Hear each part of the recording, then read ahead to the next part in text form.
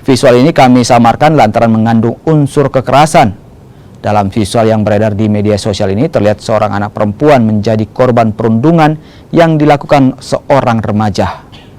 Aksi ini diduga terjadi di Jalan Rapokaling, Kecamatan Talok, Kota Makassar.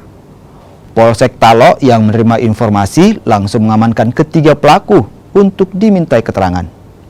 Saat diperiksa, pelaku nekat menganiaya karena kesal pada korban yang menyebut pelaku dengan kata sok cantik atau berlagak cantik. Karena masih di bawah umur, penanganan ketiga pelaku kini diserahkan ke unit PPA Polrestabes Makassar.